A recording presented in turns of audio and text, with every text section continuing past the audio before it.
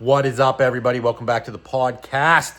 Another full-length episode for you guys for free. Today I got Robin Hood of the Goodwill. Again, you may have seen the 45-minute version that's been on the YouTube and iTunes for a long time, but have you seen the 2+ hour video that's dropping right here, right now? Again, I'm releasing the old episodes, the full-length paid versions of the episodes that you used to be able to only get on Patreon here now for free, because I will be dropping new episodes soon, and I'm just getting you guys primed up. So if you never paid for the show, if you never paid for the podcast, here's the full 2-hour episode with Robin Hood of the Goodwill. Great episode. Today we have Chris, a.k.a. Robin Hood of the Goodwill. This man digs in the bins with his cohorts in Carolina, I believe. He did 20+ years in the service. He's riding his pension right now. He did his time in the military for the U.S. government. He also is a renowned and accomplished painter, of all things.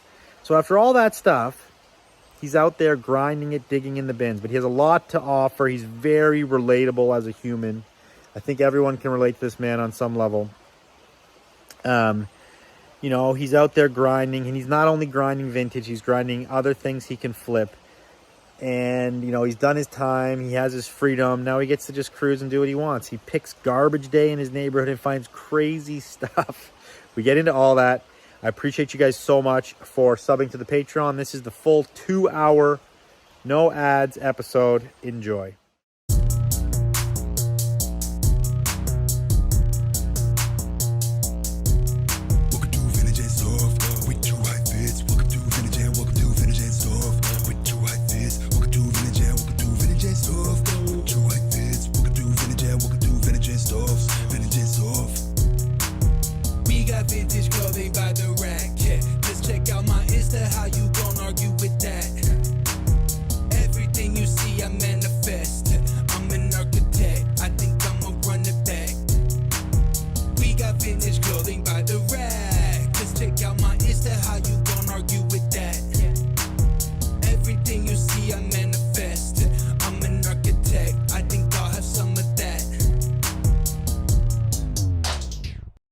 All right. Good morning, Chris with a K. Good morning, Drew. Robin Hood of the Thrift. You got shouted out a lot. Like when I asked who people want to have on the podcast, your name came up multiple times. And I was like, I actually don't know this guy, but I'm going to start to find out who he is. And I started to dive down the rabbit hole a little bit. First of all, the name's pretty dope. I love it. I've recently rewatched all the old Robin Hood movies. Actually, I'm a fan. Okay. But I've watched some of your videos, and I've seen you sort of, you're a picker. You dig at the bins. From what I know of you, quick little intro. But you also buy a lot of other things. It seems like you started more in like jewelry, furniture, antiques, and things like that. We're gonna get into the history of how you got there. But I did see in one of your videos, you're giving this nice lady a handbag. And you take this Robin Hood of the Thrift, like literally. Are you out there like giving this shit away, giving it a second life to somebody else? Yeah. I got to live by the name, honestly. Like I was sitting around trying to figure out how I was going to come up with the name. And honestly, I battled with even starting a YouTube.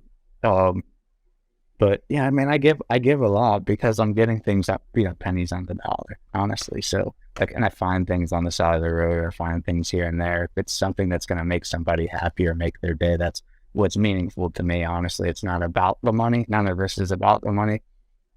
I've always been a little bit of a hustler and can make the money when I need it. It's more so trying to, I don't know. I feel like, but I have like this saying, it's like local legends, everything, like for the most part, everything I picked was within 10 miles of my house. And I'm trying to show people that, if you want to do it, you can do it. And just start, you got to start somewhere. But, Yeah, There's there. totally. So how did you start then? How did you get into reselling in the first place? Okay, so I've always had an eye for antiques and things like that for a long time, but like reselling, I started reselling 3 years ago, and I was getting out of the military, and I was trying to figure out what I was going to do with the rest of my life. Um, it's kind of funny, like you spend so much time in the military, and like like okay, so I was a combat medic. I did a lot of things. Um, I could technically probably go to a hospital and be a nurse, but I don't have the certifications. I didn't go to school. My schooling entails like 6 months in the military, which is why you see a lot of these homeless vets and things on the corner because, you know, the things that you've done in the military doesn't actually give you certification to go work on the outside. Like I can't even draw blood, and I've drawn tons of blood. You know what I mean? Like they do That's such an interesting thing. I am aware of that. I mean, I'm not aware of what you're saying per se, but I'm aware that like there's a problem. There's a lot of vets that don't get taken care of right after they come out of the military. And why Yeah. is that the government doesn't train in a way that can translate into the real world? What's the problem there? I mean, that's a good question. I mean, I don't know. I think it's more of like a turn and burn situation where, they're getting this, it's a lot of money and like overhead that they have to have. But like government job is one of the most lazy jobs I've ever had, like, or that I've ever seen, honestly. It's like kind of like everybody's just collecting a paycheck.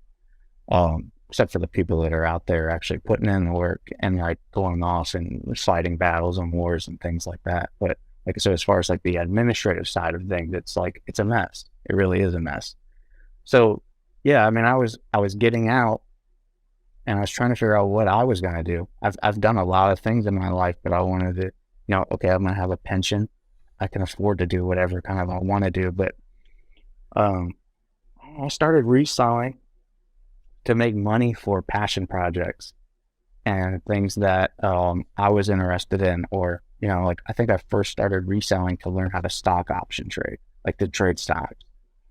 It takes, if you buy a call or a put on things like, the reselling thing is funny. I've made more money doing other things, but like there's like gatekeepers and things and like reselling, like it's like supposed to be like the sheet secret. But honestly, I've made a lot more money doing like other things, like for the example, like going out and selling,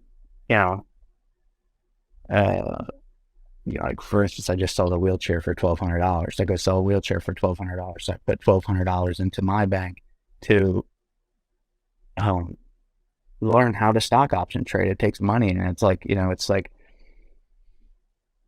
it could be a loss, and I don't want to take money from my family, and be selfish like that, like potentially like a gamble. So I was making money to learn about it, So, I know a little bit about stock option trading. No, I've never really done it. I've done some research, but can you explain what that is? Because it's like a technical side of trading that not a lot of people understand. It's actually not that hard to understand. Basically, you're buying each option is like 100 shares of something. So say like I was really getting into not just like I was focusing on mainly like company earnings. Like, so there would be earnings reports, and that's when significant jumps happen in stock prices. Hey, like when Tesla was coming, like I made a lot of money off Tesla, because, they were building, factories in other countries, and they were producing so much more, and like everybody wanted one. So like when the earnings come out and then they beat their earnings, a stock can go up hundreds of dollars, at the time. So now you own 100 shares. So technically, you're buying a moment in time, but you're not having to put up an enormous amount of money to actually own those shares. You're just buying a contract, which is significantly less. Like I think I was buying contracts for like $2,000, but in a matter of like 3 minutes, I was making 20,000, or losing that $2,000. You know what I mean? So it's definitely a gamble, but the risk. And there's like systems to stock option trade that are like, no, I wouldn't say totally foolproof, but there's like certain systems you can utilize to like very minimize your losses and safeguard Right. your money. Like if you use these like techniques, right? Yeah. I mean, there's a lot of people that do things just like anything else, like with people that are trying to collect shoes or get a shoe drop or get whatever, you follow a specific person that, hey, and basically it's just like we're live right now, we're talking. Somebody else is on the other line that's maybe an expert and say, hey, okay, we're getting in now. Get ready to sell. And then you just made like $5,000. You know what I mean? So it's like, it's very interesting. It's also extremely unnerving. I did it for a short amount of time. I basically got up and then bought actual shares and just have been holding it since, you know what I mean? So like, Yeah. I got in, got out. It was kind of like, cause I got my ass kicked in like, in the, like Bitcoin and stuff like that. You know what I mean? I got into it a little bit too late. I can remember sitting around with some friends at like a fireplace, and they were like, when Bitcoin was like $200, like they were talking about, I should have got it then. But I mean, I didn't get my ass kicked, but I made money, but I got a little greedy. Yeah. Well, it looks like it's come back, so we'll see what happens here. But it's all depends on the U.S. dollar and the turmoil. So Right. we'll see. So continue the story. So you're you can make a lot of money elsewhere, but you kind of mentioned that this is like good for your soul or what have you.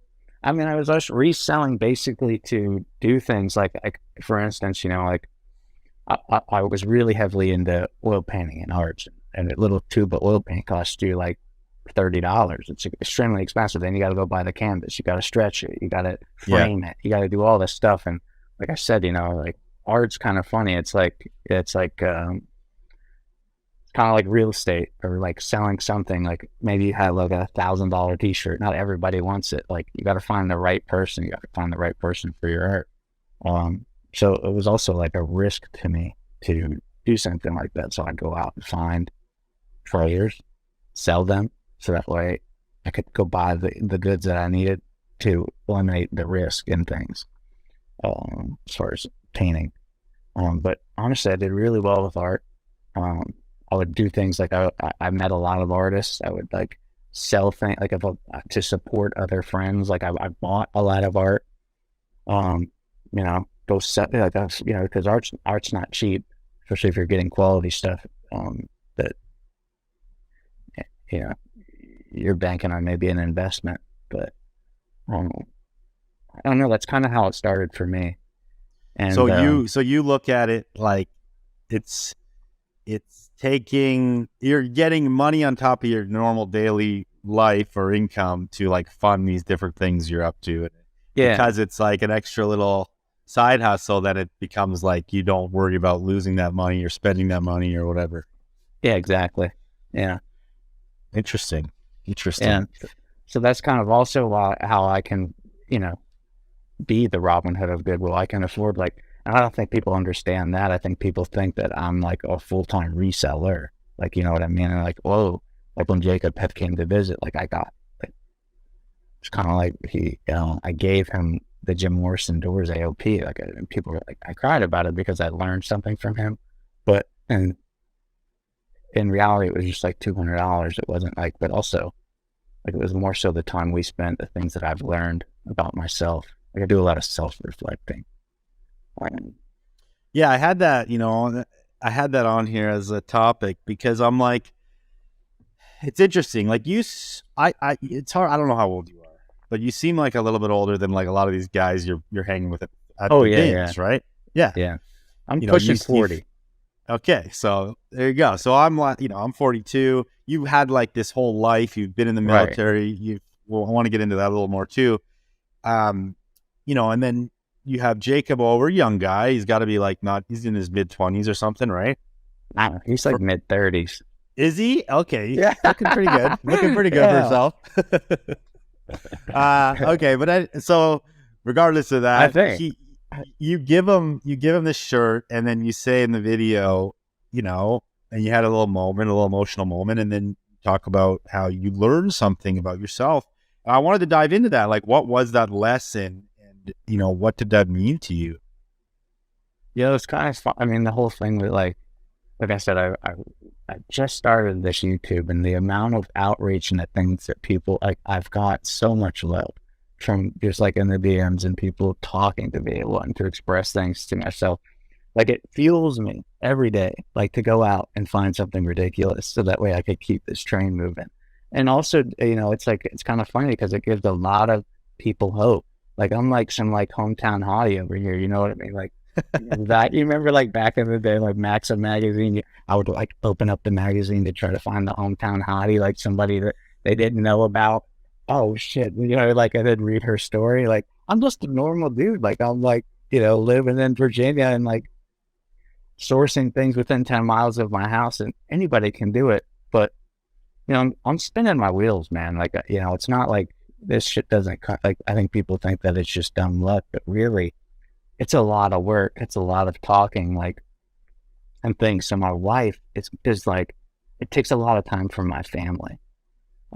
And I've always battled with that, like trying to balance work life and family life and, like passion life. Like I'm the type of person, if I'm passionate about something, I go all the way in, type of thing, like till I become the best. I'm right there with you, man. That's always a tough balance, And I'm a new dad. Like we just had a baby, like our first baby. So it's like, congrats.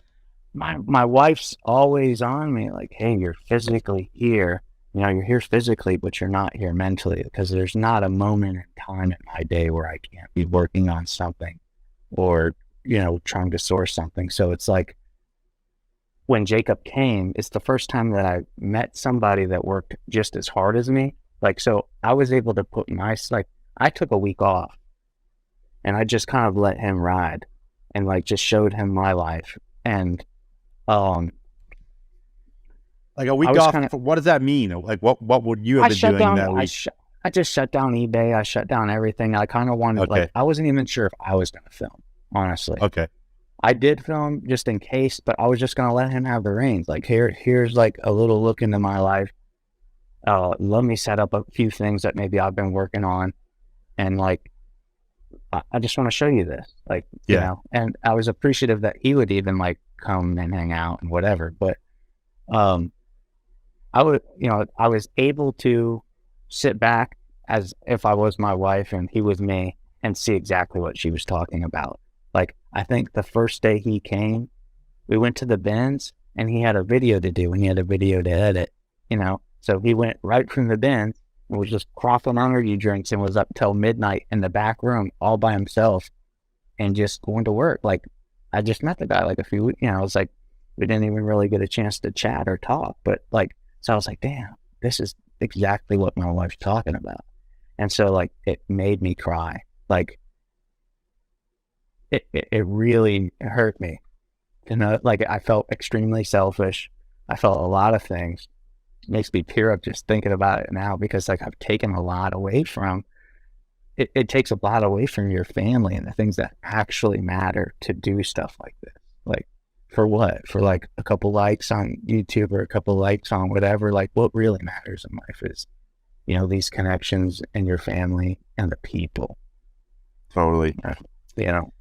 That's I don't know, when you said that on the vlog, I had, I was like, I wonder what the lesson is, and that's surprising, and it's a great realization to have for you, because now you can, I guess now it's like, what steps are you going to take to like, have you, like now, how do you see balancing that better and like being there for your family more?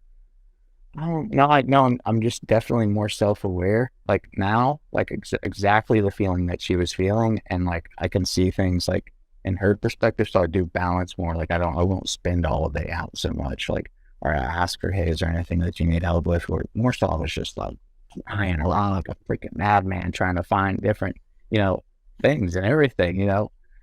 I can relate to the with this show. I get a lot of great messages, people hitting me up saying like, I love the show, like, great episode, or like, keep up what you're doing, and all these things, and like, or like they learn stuff from it. And there's something about that's like very nice. It's nice to have people hit you up, which I'm sure is the same for your vlog, you have all these people messaging you, and yeah, sure, it's nice to have a like or here or there, but it's like it's a bit deeper than that, really, because Right. you're like you're motivating people, you're helping people, you're inspiring people.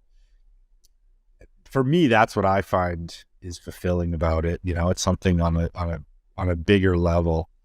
Um, so I can relate to that as well. But I'm right there with you with the whole relationship thing and being there for your family, because it is hard. You get stuck in your head on this and you can't let it go, and you got to like do the next thing, and you got to keep working. And it's like, it's self-fulfilling you got to put the work in then to feel fulfilled for that day or whatever it Yeah. is. You know, it's like a I think need. it's ingrained in us as men too, to be like hunters and gatherers. Like, well, that's what, like, what we need to do. Like, we've always been the, breadwinners of running out, finding things and like hunting, and like, I don't know, like I'm very lucky and blessed enough to be at a point in my life where I'm young enough that like I can reflect on those types of things now. Like, I also have an extreme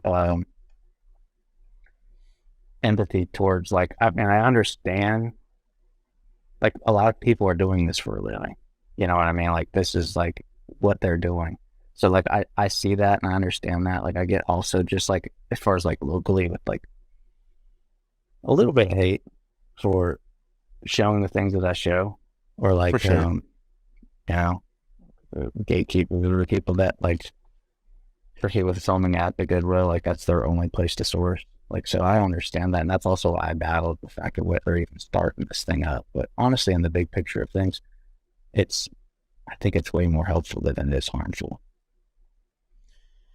Yeah, that's again, I've had the same type of reactions from people for sure. Yeah, Yeah, and I'm sure Jacob has too. Did you guys talk about that?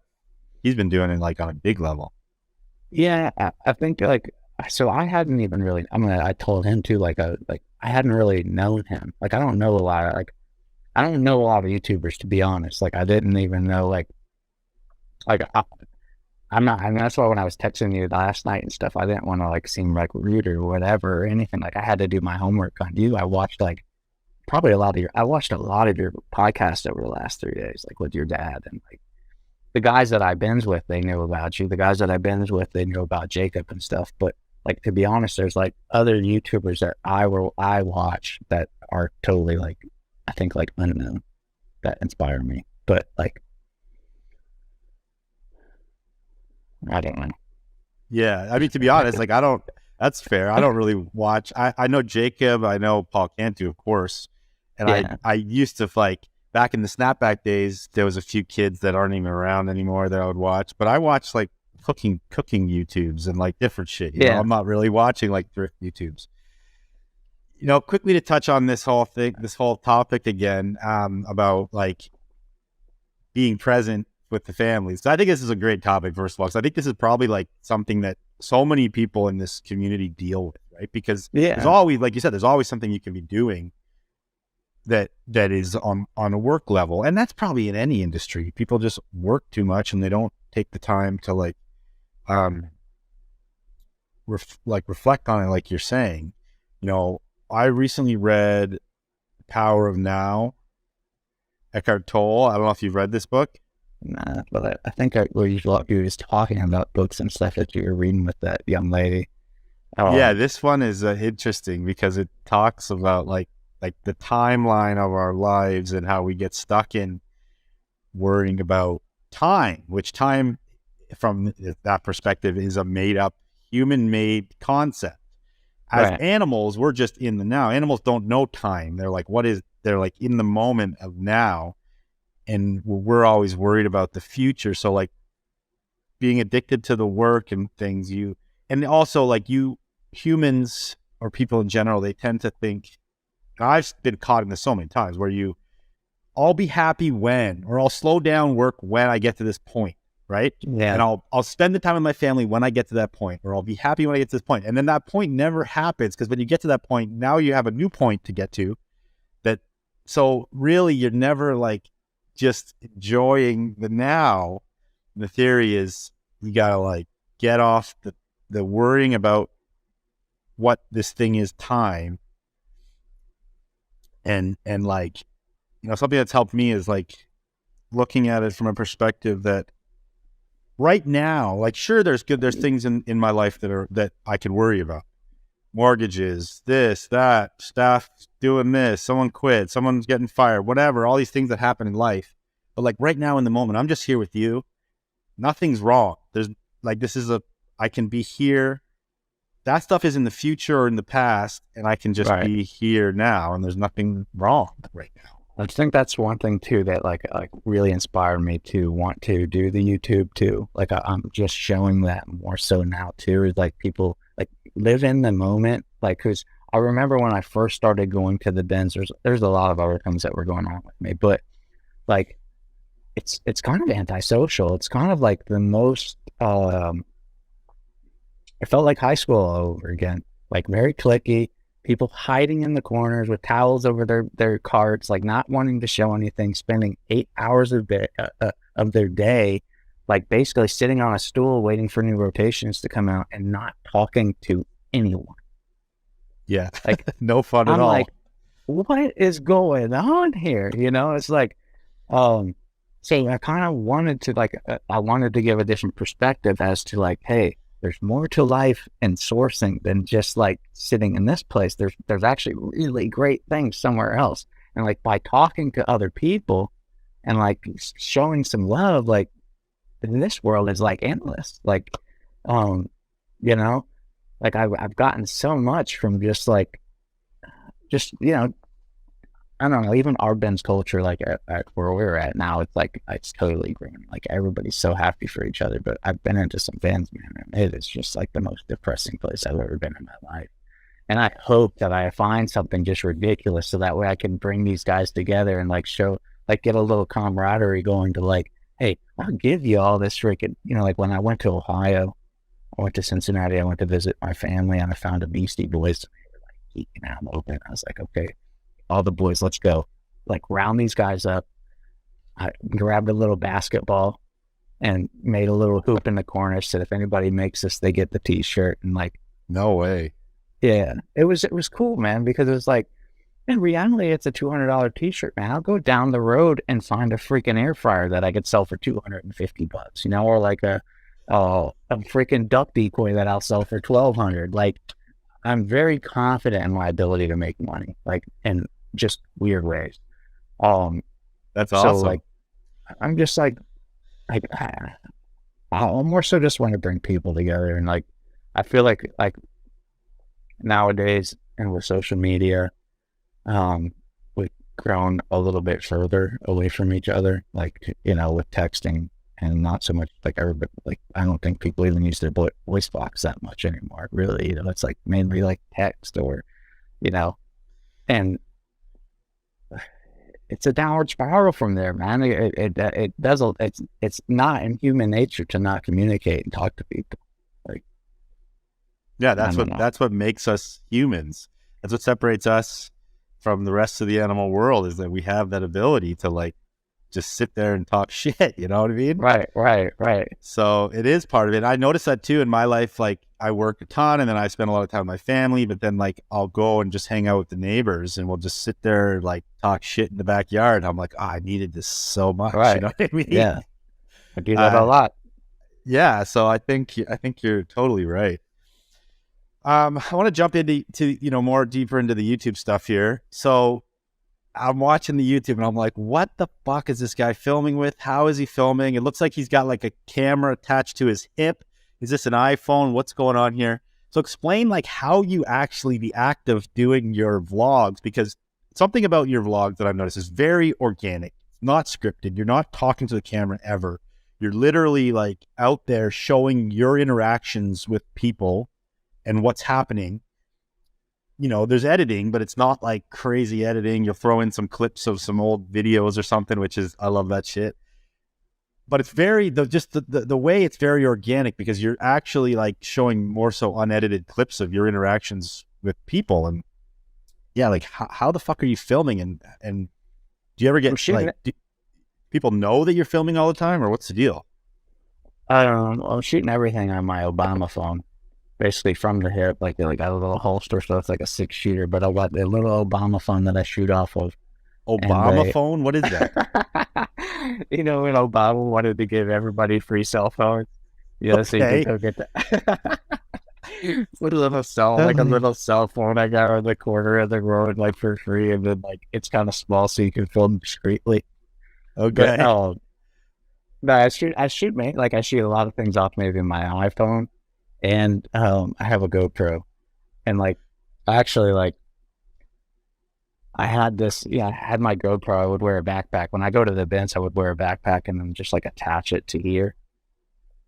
Well, actually, I almost got kicked out of Goodwill. Like recently, like they wanted to ban me for filming because, like I said, a lot of the people or the older people that were there were like, oh, there's more and more people showing up when in reality there wasn't. Basically, I was just like showing.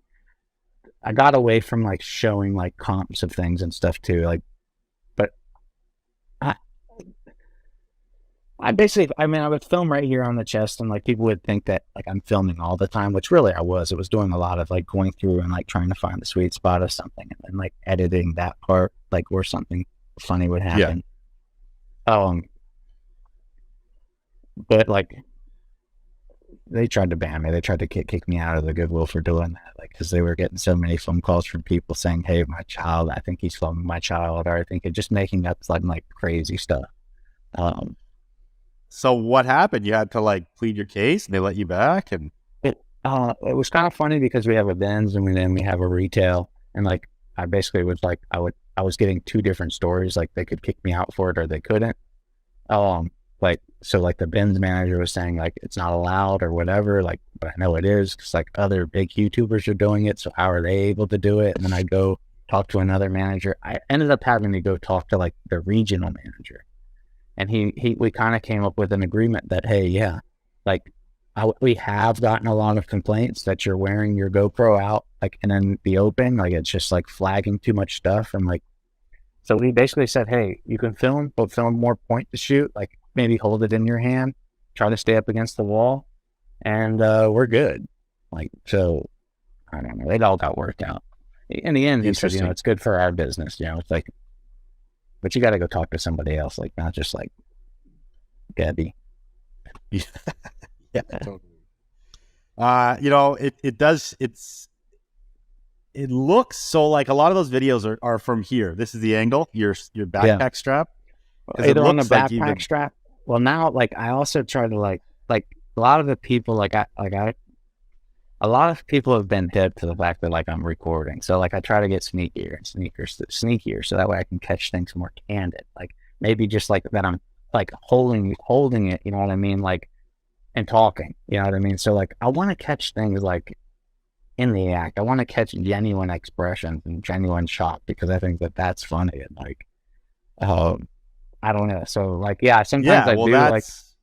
That's what reality TV is missing. It's like the real reality where you see all these shows and that you have a producer and a writer for these reality shows. You're like, how does a reality show have a writer? Well, they gotta get what they think is good for TV, and you're just literally out there catching the real shit, and you feel that. And I think that's probably why you have all these fans shouting you out, saying they want to hear more from you, you know, and it's working. Yeah, I've gotten real slick. Like even when I was in the military, there was a lot of things I was like, damn, I need to get this on footage. I need to get whatever. So I got really slick with like filming on the hip, like with just my phone. I would catch the most, like in the military, it's like hilarious. It's like a melting pot of people.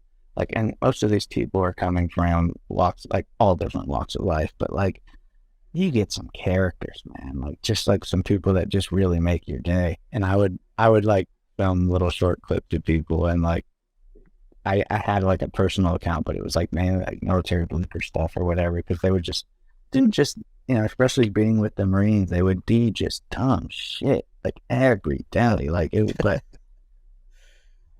teabagging each other, or like, you know, it's just like this is not going on, or talking about like maybe an escapade that happened last night, you know, or like I was like, oh, I gotta get this on film. This is hilarious, you know. So I got really slick with like filming candidly. So the Bins was not the first soiree into filming candidly. No. So let's jump into this military stuff. I want to talk about this. You know, this is interesting. I don't think I've talked to a vet really on the show. you know, how long were you in the military? And you just said it was the Marines. 20 years. Yeah. 20 years. Yeah. Wow. Did 20 years, basically, you put 20 in and then you retire. Like some people stay longer, but your minimum requirement is 20 years. Oh man, I was scratching to get to that 20. Like it was hard. I bet. Yeah. So give us like the rundown. You said for most of that time you were a field medic? Yeah, so I was in the Navy, and that's called a Navy corpsman. But basically, it's a medic for the Navy. Like there's enlisted, and then there's officers. I know that you probably know the difference between like different enlisted and officer things, like as far as clothing, stuff like that too. Like things that you see. But I was an enlisted. I only made it, didn't make it very far up the ranks because I was very vocal with like different things or whatever. But I was a medic, and the Marines don't have a medic. So I would basically dress as them and wear their uniform and go out and fight battles with them. Wow. Basically a front line. They're kicking in doors and I'm right there with them. Knowing everything from the fact that like if they kick a door and somebody gets shot in the face, I'm the dude that keeping them alive until support can come. So you're medic, but it's like an unofficial title because that there wasn't a position for that. Yeah, it's just kind of crazy. I mean, there's like, it's 6 months of training, and then you go to like what they call field med school, and basically live out in the desert, and then they'll try to train you the best that they can train you. Like with, for the most part, like if somebody gets shot in the chest, you apply. There's different things that you can do or whatever, but they'd run through things, or somebody gets their leg blown off, you just put a tourniquet on them, or like, they would do training things with pigs because the pig's anatomy is like basically mirrors a human. So they would shoot pigs in the chest and you'd have to keep them alive to like train to get, out to war and actually do it. Yeah. That's wild. So what wars did you go? I was basically from Iraq and Afghanistan, basically. Most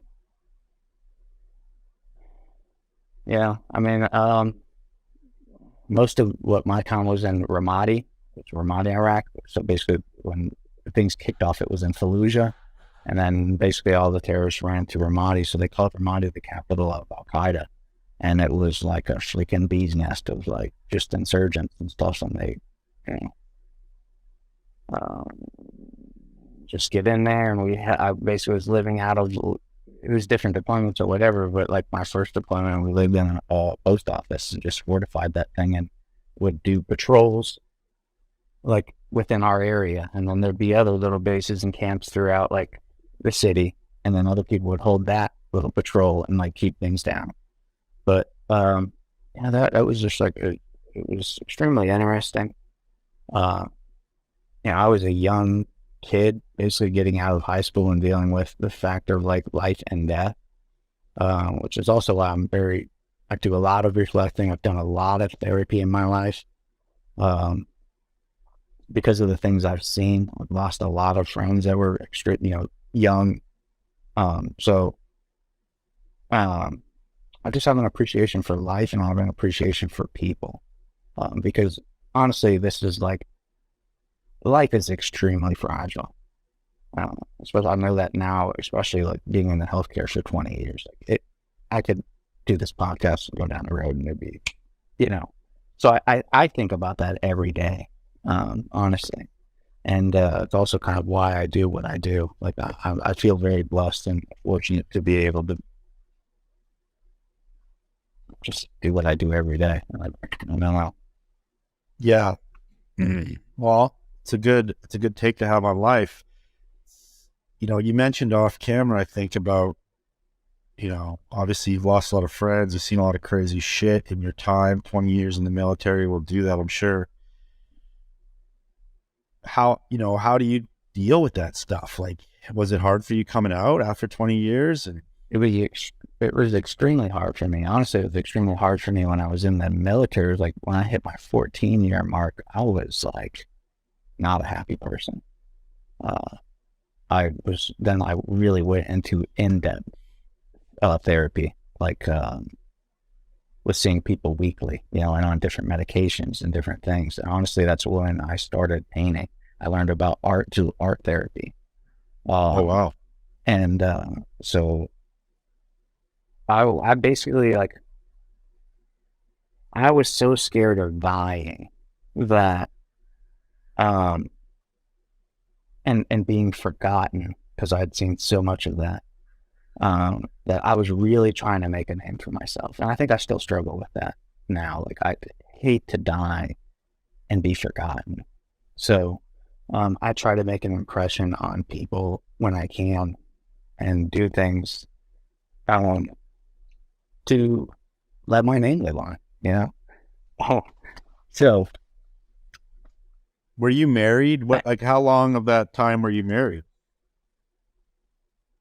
when I had honestly, I didn't want to get married. I struggled with the fact of having a child because I was dealing with so much internally. And also I was doing something extremely dangerous for a living, and the deployments and things like that. Like, I was like, I scooted my feet on marriage. And my wife and I had been married, we was together for like 10 years before I actually like got married, you know what I mean? Like, and then I didn't know about the idea, and I wasn't sure about the idea of even having a kid, because I'm still dealing with a lot of things mentally. Like, and I still do all the time. Like, I've definitely gotten better, but yeah, I don't know. Well, I don't know. Yeah. Would you ever, like, now after your whole experience, would you promote going into the military to your own kids? Maybe not what I did, that's for sure. But like honestly, it was a really good experience, and maybe not spend as much time as I did. Like, because there's a lot of benefits to it. Like, I've had friends that just put 6 years in, and then basically you get your GI Bill, and you can go figure out what you want to do for a living, go to college. I'd do it all over again, to be honest. Like, it really made me a better person. I am a leader. I've led people. I've done things. Like, I've went through a lot of struggles with it, but like the life lessons, like, I'm almost 40, but like in life lessons, man, I'm 100 years old. Like, I wouldn't trade it for a thing, honestly. Like, I've been through a lot, and I've learned a lot. But it's mainly all from the people. Like, like I said, the melting pot of people and the things that I've learned has built me to who I am today. Yeah. So you mentioned the art therapy, and I know, you're a professional artist now, and that's how it started in this art therapy. So I started, like, I was thinking of, not back, I wasn't very even close to my dad. Like, after one of our first deployments, my dad died. And he didn't have anything. He didn't really have anything. Like, he lived in a trailer in Indiana, and his prized possession was a crappie, a black crappie that he got.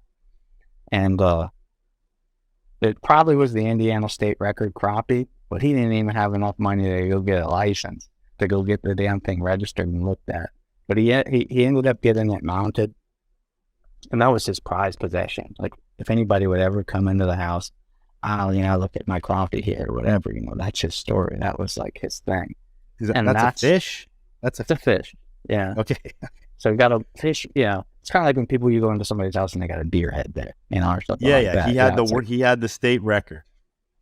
I'm thinking it was probably the state record, but, he never got a license to go take it in and show it. Like, but so, like, I got that from him. And I was sitting around at my house one day, and I was like, damn, every time I look at that fish, it reminds me of my dad. It reminds me of stories. What can I do as a person to create something like that? And, like, I started going to art museums and saying, like, Van Gogh, Jean-Michel Basquiat, Warhol, all these people. And I was like, wow, look at, like, then I started diving into their stories. You know what I mean? Like, how they got into what they got into to be, like there's so much inspiration, and they've inspired so many people from their artwork and their stories. Like, this is what I need to do. And that's why and how I got into art, and I dove into it heavily. So I've always done things like I said, I have a lot of empathy for things, but like I found some windows on the side of the road, and in my head, I've seen a lot of things. Like, as men, we're supposed to be strong. We're not supposed to show emotion. We're not supposed to do a lot. Like, it's like, but in war and other things, like mainly in war, I've seen so much of that. So when I came back, I wanted to do this series. It was called The Sincerity of Man. And so I got these like war-torn looking faces, and faces of men crying, or faces of men that were had went through drug overdoses, and like were heavily into drugs, and like getting these like crazy just like faces. Like, you could tell a lot by people's facial expressions and things. And like, I did this painting. I was just getting stationed up in Newport, Rhode Island, and they had like a regional, like from New York, Boston, everything. And there's a Newport Art Museum was holding a kind of, I guess, like an open call: bring in your painting, give us $50, bring it in, and Cool. somebody will look at it. I won the entire damn thing. Wow. With that painting. Crazy. So like immediately made a name for myself. And people were like, well, who is this guy? So then like when you win that, it gets into the museum collection. Like, they automatically put it in there. It starts to go on rotation. So it's seen. Like, so already this thing that I had dreamt and that I wanted forever happened for me. And that's the way it sort of happens in my life. I don't know what it is, but like, I'm kind of a spiritual person. I believe in a lot of things, But that's amazing. We need to get a picture of that painting for this video for sure. Okay. So now, did that like jumpstart you into going deeper with the paintings? Are you still actively it's fielding, painting? just like anything else. You like anything else. Yeah, like, but I had to take a break off of it. Like, so I pushed it to the point. Like, once I got to like, I almost got out of the military. I was selling paintings for like thousands of dollars at this time. Like, it took a while, but I ended up, after I won that, I got my own studio, and I'd go from work to the studio. My wife would get off work. I'd come home, make dinner, and do it all over again for like 5 years. Because my end goal was, after that duty station, was to get out and be a full-time artist. And so I applied to Rhode Island School of Design, Pennsylvania Academy of Fine Arts. Like, I wanted to go to like a really good school. I got accepted everywhere, and I got a full ride based off of my work. Like, it was like their highest like scholarship at every Wow. place. They just loved the story. They loved the art and everything.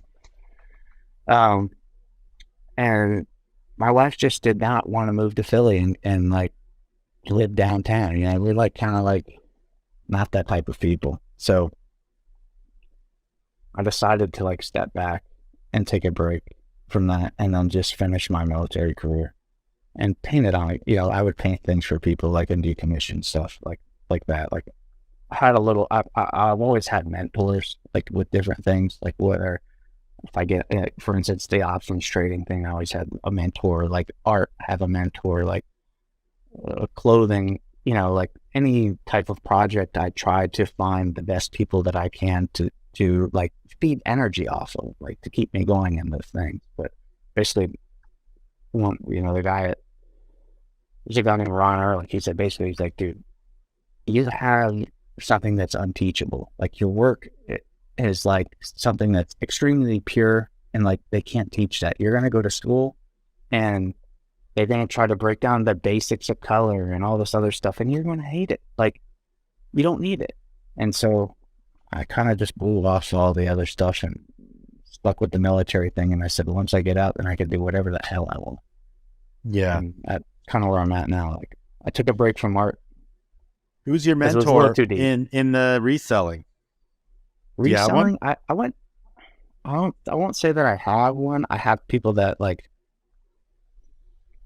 I know from watching your videos that, like, at the end you should kind of like say, like, you have those questions, you know what I mean? Like, but like the people that like inspired me or that I would say would be like a mentor is like, someone that nobody knows, but like I used to watch this guy's videos. His name's Blue Bus Dave. I don't know if you've Okay. ever seen his YouTube. I've watched every single one. It's like, I feel like I'm like getting a dewy morning. Let's go out with my uncle. I'm holding his hand and he's like taking me to the flea market and showing me all these little amazing things that are worth money. And I learned so much off of that guy's account. And then like all of a sudden up and out of nowhere, he just disappears and stops doing like videos, like as of like 3 years ago. It was so good, man. No way. I have to check this out. So he's Yeah. like, it's like an everything reseller channel, like out in the fleas picking random shit. You know, yeah, anything like scrap metal, like oh, we're on our way home. Let's go pick up some scrap copper that we see on the side of the road. You learn about that aspect of things, or like Blinko glass. Oh, there's a nice little Blinko thing. This thing's nice. Or like, he really got me looking at like even like grandma pins, like pins, you know, like Trafari, the names or stuff like that. Like you find a little Jelly Belly Trafari, it's like $400. You know, like I found like my wife would laugh at me, but like I'd go to these estate sales and I'm looking through the pins, man, because I found a Cartier Panther one time. Bought it for $15. Made Nice. thousands. Really? But like, yeah. I don't know, just like, I don't know. Yeah, that's super cool. I mean, I think that's interesting that you've put the time in. It's like your own education, and you spent the time to learn all that shit, which a lot of people don't, right? And you're talking about how so many people in our business pass a lot of these things up. They are very focused on certain vintage commodities, having the coolest vintage pieces, when in reality, like you're saying, you can go down the road and get an air fryer that's worth $200, right? And like if you're just in it for the money, like what difference does it make what thing you sell to make that money, right? Right. Of course, like a lot of people are in it for the love of the clothes, but you know, it's also the love of the hunt, right? I think that's Right. even a bigger draw. One thing I think was very cool is like you're out there in your videos picking the trash day on the side of the curb. This is so epic to me because a free find is the best find. Come on, nobody can argue that fact, right? A free find is the best fucking find. So you find this one house and it's like trash bags of look like brand new Doc Martens and like a Canada Goose jacket, like some rich ass person just throwing this shit in the garbage. It's super disrespectful, to be honest. You're just throwing this in the trash when like you can donate it to any thrift store and someone else can use it. You're just literally tossing it away. And then you go and find this crazy rug. So like, yeah, talk to us about like trash day, man. I'd never even thought about that. Now I'm about to go try. I don't know, I got so many people like, they have like so many videos of them like coming up on the side of the road and like now looking at like their trash schedules around town, like tagging me and things. But like, yeah, I live in a really like cool like area where like every week is bulk trash. Usually like places do like bulk trash like yearly because it's so expensive. Like this I truck comes think by. most places would be like one day in the spring, one day in the fall or something. It's like, that's Right. it. We do it every week over here. So That's crazy.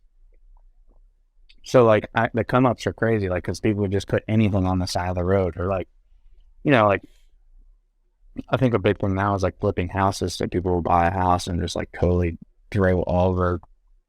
They don't care about like the money that's inside the house. They just throw everything on the side of the road. And like I've just came up so hard on like trash night. But yeah, with Doc Martin, like I also like I kind of like I get like a sampling of my neighborhood by walking my dog. I'll take him around the different spots and like see the types of people. Like I was telling Jacob, like my favorite time, like my absolute favorite thing to do is a favorite thing in the world is like the first 5 minutes of meeting somebody and talking to them.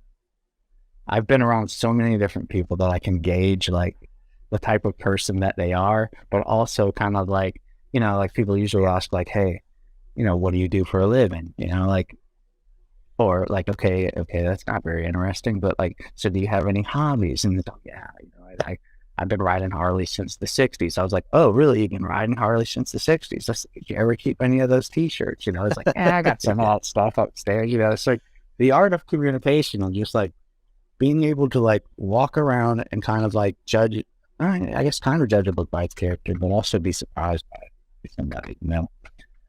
Yeah, my dad's friend once said to me, like, when you're in an elevator full of random people, you should always be talking to those people. Like, this is an opportunity to meet somebody that maybe will change your life or become a business partner or become a friend, you know, and like, you never really know until you open that can of worms. And a lot of people are hesitant, I think, to do that. And I think I used to be hesitant.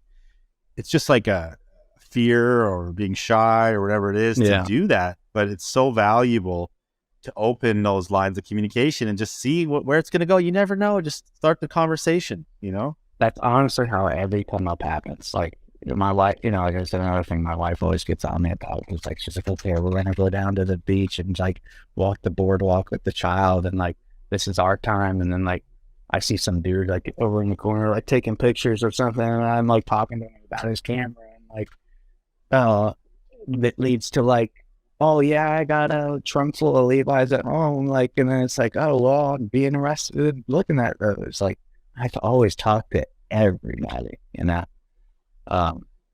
Yeah, I got to do that more. I mean, I try to do that, but I don't really breach the subject of clothes too often. Usually it's just meeting people or whatever, but, I've gotten more open in the last few years than I used to be. And I think my dad is like that. And I could see it with my dad. Like, my mom will get super annoyed. She's like, oh, he's like off making a new best friend all of a sudden. You know what I mean? And it's like, fuck, who are we hanging out with tomorrow? It is a good quality because it's like, it's very open and authentic, and you never know what's going to happen. Show, right? Like, I want to try to show like too in the videos, like people like, you know, like, hey, you know, it's unnerving. It was unnerving for me too, to like to sit there and try to work on that and build. Like, I think I learned a lot of stuff through therapy too, but like, and actually like being able to express my emotions and things like that. Once you try and find a person, then you know, it kind of doesn't get any worse than that. Like, you can't really embarrass yourself anymore, but I don't know. It's true, man. I was in therapy. Like, I haven't done a lot in my life. I'll be honest, I had nothing like, nothing that I could compare to like a military career. But, I think like everyone has something they can probably talk to a therapist about. You know what I mean? Yeah. Anyway, I was in therapy like a couple months ago, and like, I just bawled, dude. Just fully cried like a little baby. And like, I hadn't done that in so many years. Like, so many, I feel like I've gone through these like long periods without crying. And then after that, after crying at the therapy session, I felt so light. Like, I felt like all this like shit was like off my back, and it felt amazing. I was like, wow, I gotta like do this more. Just like let it go, like I think there's like this stigma of like men crying that like we shouldn't cry. We're like tough, like hunter gatherers, like you're saying, but it's like, fuck, we have emotions. You gotta let it out and like be let real it sometimes. Out, man. Give a man a hug, like, you know what I mean? Like, hey, that's why I just try to show love, because like obviously there's not enough of it. It really isn't, and that's kind of like Agreed. what makes us is. But I think even like in the Jacob video, I think it was like, man, so many people like connected with that moment when I gave that thing to him and I was crying, and like it's like it brought the vintage community to their knees a little bit. They was like, damn, yeah, this t-shirt really doesn't matter that much, But even Jacob, like in his video, like he did a lot of like he like actually left that night and went and spent the night on the beach, and like did a lot of self-reflecting and looking, and was like, wow, this is what it's about. But you could talk to him more about that. But like we had awesome. some really good like a really good conversation. Just like perfect thing of like meeting a stranger, and then the next thing you know, you're just like best friend. Yeah. That's I love it, man. I love it. Just wearing your heart on your sleeve, That's it. Yeah. I made some of my best friends in this business, and I made a lot of friends by just doing this show and getting to know people and chatting. And, I think before I started doing the show, I would have been like, I used to get really nervous doing these episodes, and like, it was way outside my comfort zone. Now I'm pretty chill with it. I do a lot of them, but it took me a long time, and I appreciate that authentic connection and just meeting people and like getting to know them. And, it's because I'm like truly interested in these things. I have these questions and I want to know. And like, I ask the questions that like, I actually want to hear about, you know what I mean? Yeah. Yeah, I was watching all of your, a few of your things. Like the most interesting dude was that Moan Bad Boy. I really like that guy. Oh, yeah, he's great. And his story, like, his dealing with drugs and things, and like how he kind of like spun that to something like a healthier obsession. But basically it was like, he kind of summed it up. Like everybody, we're all addicted. Like this whole thing is like addicting, and that's kind of what fuels it. Like, but it's just, there's ways to do, there's just healthier ways to do it, and this is like a healthy way to do it. But also I gotta find balance and everything. But I really like that guy's podcast. I really like that guy's interview. I felt like, Sam's a great guy. We've been friends for a long time. He's got just a genuine good person, and other people in the business speak highly of him. Like, I never heard anybody talk shit on him. He's just a good guy. Because there's a lot of like negativity in this business, I guess, around like beefs. There's a lot of beefs in this business between people, and it's, this person's did that or had a bad business dealing here, or they're like just like people who would hate on what we're doing. So it's great to see people who are just out there being real, being authentic, and staying positive. I mean, there's money everywhere, honestly. If you like, one thing that I tried to get on to people like within my bins, like why waste your time going through a bins and like only staying for like the clothing rotations when they're rotating hard goods? Like how long have you been into reselling? Oh, I've been in reselling for like 9 years, and I'm only focused on like clothes. Like, so you're missing out on like all the other stuff that's coming out. Like, you haven't educated yourself on that. Like, you're losing money. It's just interesting to me. Like, I tried to show people and like take them under the wing, but honestly, it's just like, we're not interested, or I don't know. It is hard to build that knowledge base. I suggest watching Antique Roadshow from like 1979 all the way through. You put a clip in there of like a guy in one of your videos of a guy with like an early Navajo, like first edition or third edition Navajo blanket, $500,000. I'm like, damn, I've probably seen blankets like that. Obviously me and my wife collected blankets for a long time, all the saddle blankets, and then old Pendletons and all these cool blankets, and I know like there's money in them, but I didn't know any of them were worth $500,000, Oh, $1 million. I think that thing ended up selling for like 1.5 when it went up to auction. Damn. Yeah. And it just looks, and that, to me, what was more surprising is that it just was striped, right? Yeah. So most people probably wouldn't even think anything of it because they're looking for the more intricate patterns. And it turns out the one that just had stripes is worth 1.5 million. It was the oldest one, it was like probably like the beginning of like hand woven, like, and then it was like hand dyed, and like, it was a Chiefs blanket though, that's a Chief is as high as it goes, and like, the Native community, like, totally. That's wild.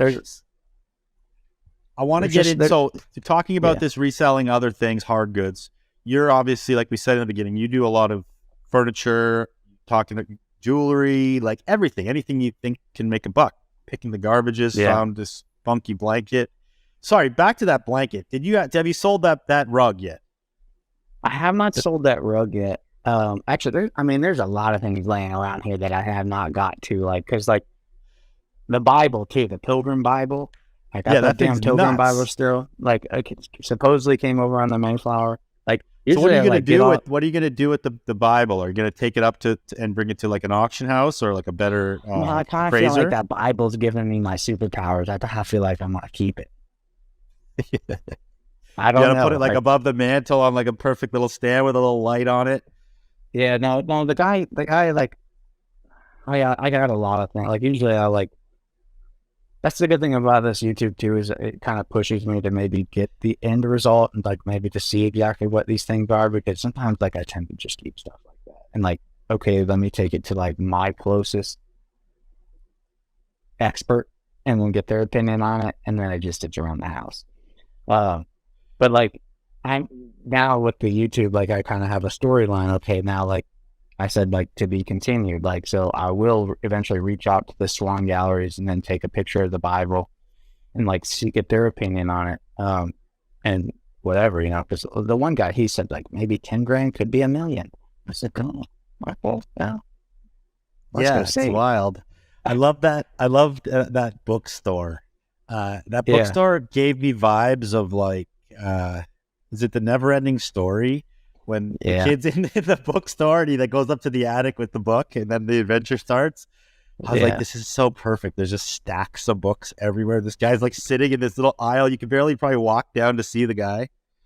Guy is a legend, man. There's so many legends around here. Like honestly, like I get excited. Like, I'm excited to show all these people. Like if they're willing to let me. Like some people don't obviously want to show like their collections of things. But like one of my favorite shows was like American Pickers. Like that also inspired me a little bit too, because like they show like these people's collections and get their storyline on things, and like that's kind of also like what inspired the way that I film. When like I like that it shows the history of something, or it shows like it's not always about it's not about the money. Sometimes it's more so about the story, like to me. Yeah. So and that provenance, they use the word, is like also something that people look for when they're like when something is going to auction, or they want that provenance to be able to talk about it and authenticate, and it's cool. It's important. I got a lot of things. I mean, I don't know. Like I bought some stuff that like I need to get sent off and like looked at. Like I got this I found this bear, and I'm pretty sure it's a Fabergé. Wow. Fabergé, they made those eggs back in the day. Like the eggs that are worth like millions of dollars, but they did a line at one point in time where it was like they did animals, and they made them out of precious stones, and then like hand carved their little eyes and set the eyes in like gems and stuff. So I'm pretty sure this is like a Fabergé polar bear made out of turquoise. Damn. But then, you gotta go take it to somebody and like put it up for auction, and these people get like what, 30% of your cut. Like, I don't know. Yeah, but you could either put it on eBay and get like $100, or you're gonna take it to some auction. It's gonna go for $500,000 and give them 30%. Yeah. I mean, the choice is pretty easy. Yeah. It's just the legwork of all that. Like maybe like I don't know. I need to. So can you give us like your top 5, say, tips, or like for picking hard goods, stuff outside of vintage? Like give us a few pointers, things that maybe have helped you along the way, or that the audience can take away from this. Like top 5 tips, like honestly, like I would say just like look around your house and like figure out what you spend money on. And like say you went and bought an air fryer for $200, and then you find one brand new in the box that somebody donated. Like that it's going to be worth money, at least $100. And if you're picking up for $6, then you just made money. Or like just look around your house for things that, or like if you're coming from maybe a business side of things, like for example, like big business printers, like all of a sudden you hit a stash of like, there's been stuff donated to like thrift stores that would like sit, and mainly because they're big and people don't want to like the legwork of like trying to ship something like that. But some of them printers are 10 grand, you know what I mean? Like 20 grand. So if you could figure out a way to ship the thing. What you already said was you said watch Antiques Roadshow already, which is a great tip. Yeah. There's like hundreds of hours of Antiques Roadshows to get through, so start soon. Definitely, but that's more, and they focus more on like the rare antiques. You know what I mean? Like the shit that is hard. You also get a knowledge of things, like, and then you could take that. Like, I remember when Chinese antiques were like really huge. Like, so like I'd look at something and I was like, whoa, they just sold this Fresnel Rose like pot for like $60,000. I think I saw something like that recently down the road. You know what I mean? Like, so then I educate myself. I'll go buy a book on Amazon and like look at like the hallmarks and things like on the bottom of things. And, like, look at the quality of something. It's like kind of like when I wanted to learn about art, I went to the museum to see the thing. It's kind of like, and also like, but you'd have to like some things like especially of that like like I'm pretty sure I got one. Antique Roadshow got me this. This thing's probably like $7,000. You know what I mean? Damn. I got, and I got Don't it. drop I it. got it. I got it down the road for like $8. But I did the legwork of like getting some books to study, and like it didn't take that much time. Like there's YouTube videos on those things. You know what I mean? Like I think also too, like get the Google Lens out, take a freaking Google Lens photo of the thing, and then you like instantly know about it. Like and instantly can see like, hey, this thing's worth some bro. Like you just go ahead and put it on the car next to the Metallica shirt that I just got, and then sell that. And then go buy a heart-shaped box. If I'm in, you know, if I'm into vintage like that, like, or go buy whatever that grail piece is you want, but like educate yourself on different things too. Yeah, Flip and them I into, like like- what you said about the theory. You know, you look at what you're spending your money on, because basically, if you have it in your house, it means that a lot of other people are spending their money on the same stuff, and that shit is, if you find it, buy it and flip it, Facebook Marketplace, whatever, someone's going to want to. Those It's the things same thing. hold It's like value. it's brand hunting, like, just like it is in like clothing. You know, you're looking for specific brands like Dyson vacuums or Dyson fans or Cutco knives, which are extremely expensive, but like Chanel perfumes or like these brands, like, you know, like, but there's also like crazy obscure things that sell for, you know, I like to go into estate sales like a day after and see what I can find. Like I'll look under the sink and find a 7-pack of vintage lever soap that I'm going to sell for $400 that nobody grabbed. You know what I mean? Like there's soaps and stuff that are worth like What? an enormous amount of money. One time, one of the funnest finds or the craziest finds, like this thing had been picked through this house. And I went into the garage and like looked at like the oils and paints and different things. Like people collect cans and like advertisements on the cans and things. So I was like grabbing some of the cans just strictly for their advertisements because I know that those sell. I found a bottle of whale sperm oil. And Wow. like, you know, whales are like extinct. You can't get anything off of them bastards, like, or you're going to jail. So like, I found it just chilling. I got it for $1 and flipped it for like $1,200. It's like Whale the littlest sperm bottle oil. of whale sperm oil. People that have really high-end guns or have really high-end machinery use it to like lube that thing because it doesn't gunk up at all, and it's really good in like cold weather and things like that. So like if you got like that, you know, Browning shotgun that grandpa gave you that you want to lube up, you just use that's sperm oil.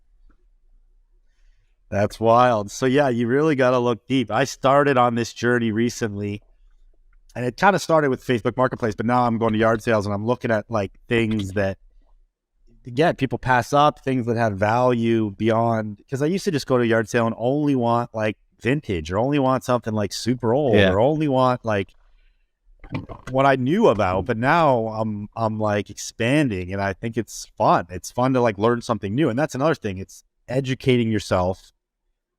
You never want to stop educating yourself until you die. Like you want to continually learn something new, no matter what skill it is. And that is a new skill, right? So I'm having a lot of fun with it, and I think people out there should get into it, especially if they're passing stuff they see every day anyway. Yeah, another thing that like has been extremely helpful too is like if you don't want to watch your Antique Roadshow or whatever, but maybe like every town has an antique mall usually. You know, go to the antique mall. If you know nothing about antiques, walk around the mall and just look at some of the prices on some of those things that people are charging. You know.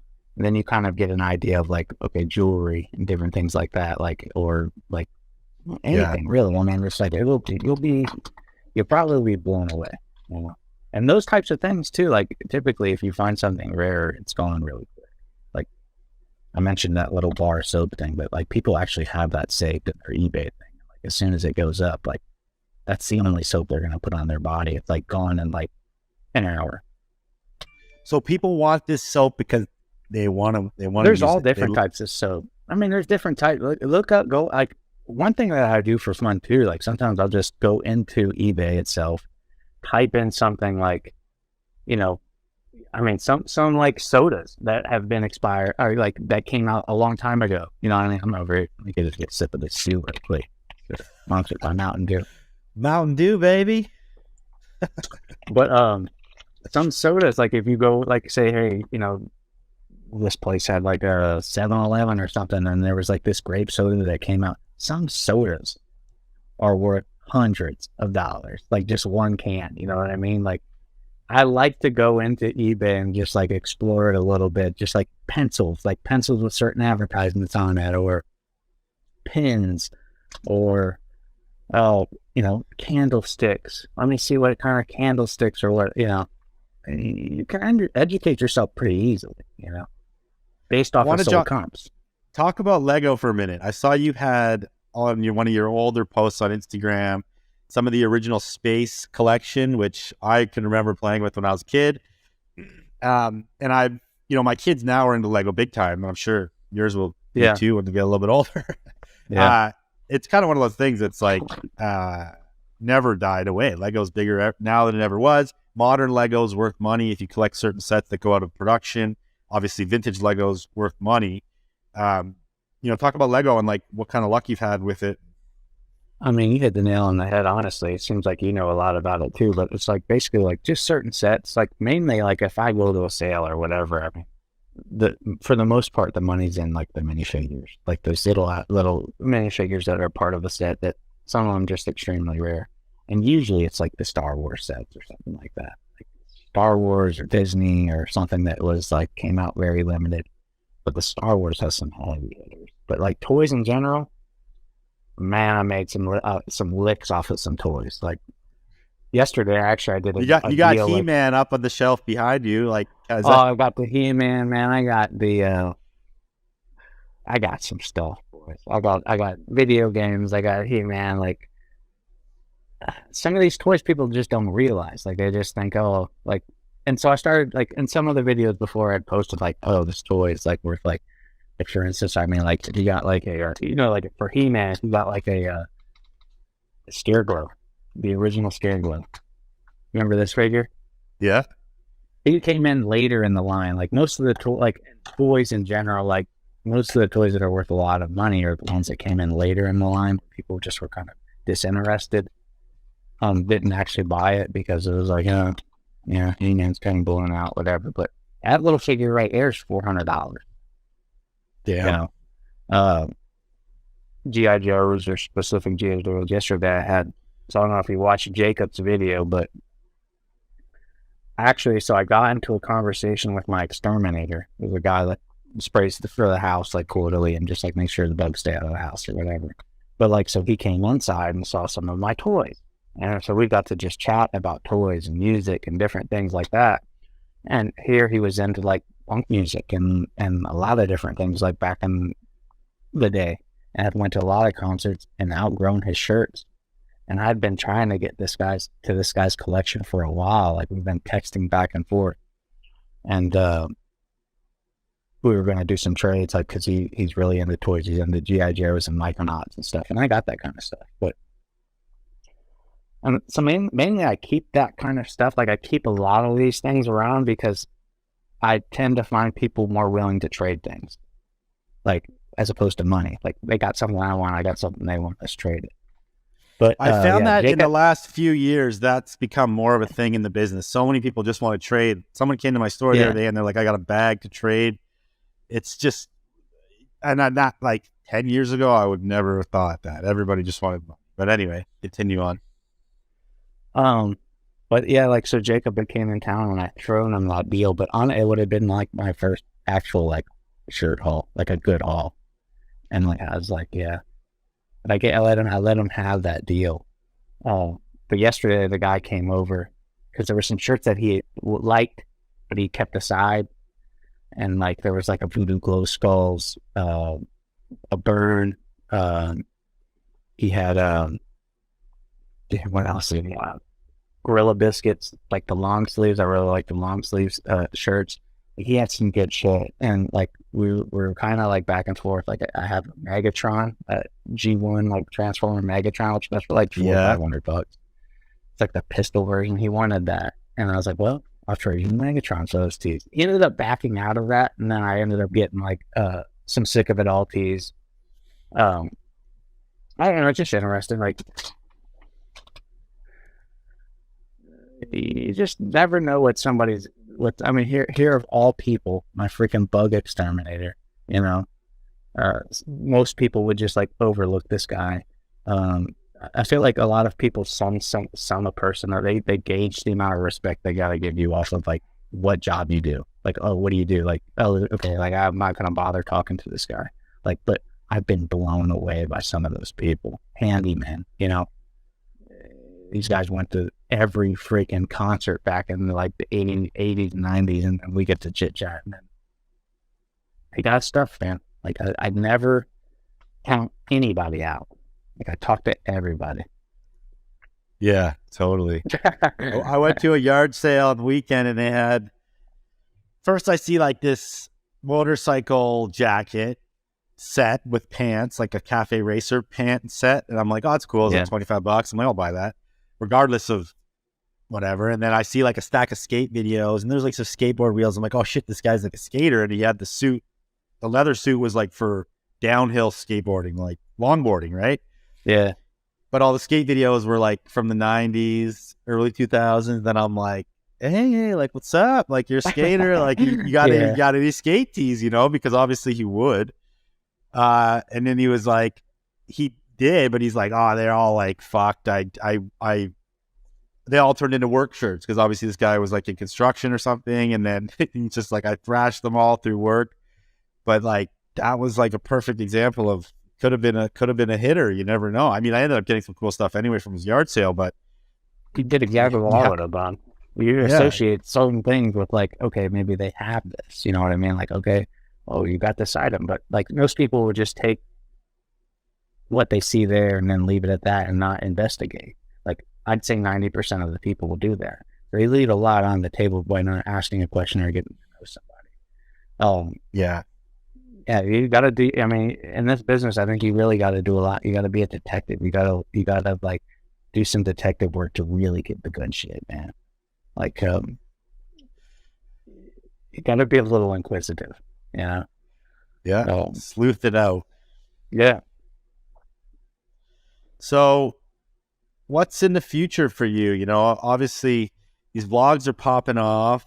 You know, how do you see this rolling out? And like, you know, one thing I wanted to touch on here is like, you're married, you have a young child. Congrats again on that. You know, you have your military pension.